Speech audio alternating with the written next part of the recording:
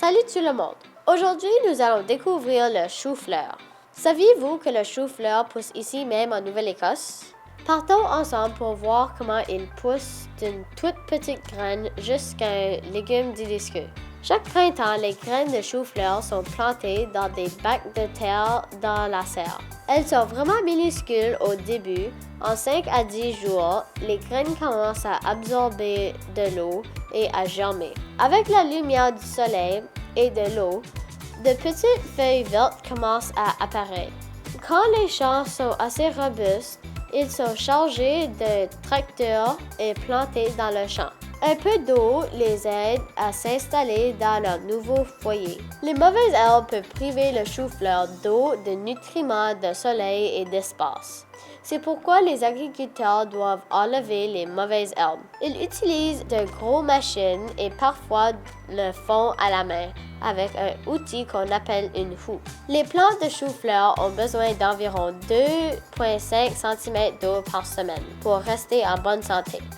S'il ne pleut pas, ils reçoivent de l'eau par un gros pistolet à eau dans des champs. L'agriculteur surveille aussi les parasites des insectes qui veulent manger des plantes comme la fausse teigne des crucifères et de la puce du chou. À fur et à mesure que les plantes de chou-fleur poussent, ils développent de grandes feuilles et racines solides. Ensuite, au centre de la plante, la tête de chou-fleur commence à se former. Une tête de chou-fleur est faite de milliers de petits bougerons floraux, tous serrés ensemble. Cela s'appelle une graine. Pour garder les graines bien blanches, les travailleurs entourent la tête de feuilles et les arrachent avec des élastiques de différentes couleurs.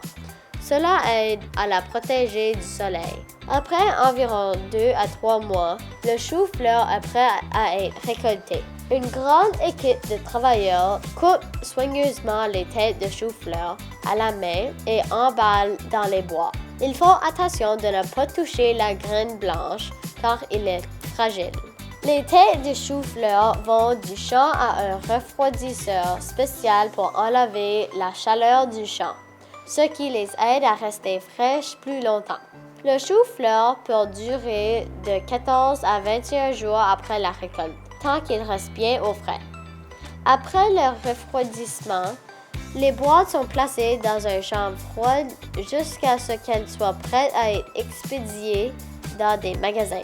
Et c'est comme ça que le chou-fleur passe de la ferme à nos assiettes. Alors, la prochaine fois que vous mangez du chou-fleur, pensez à tout le travail nécessaire pour le faire pousser.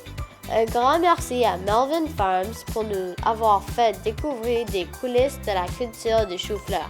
Bonne collation! À la prochaine pour une autre aventure fraîche de la ferme.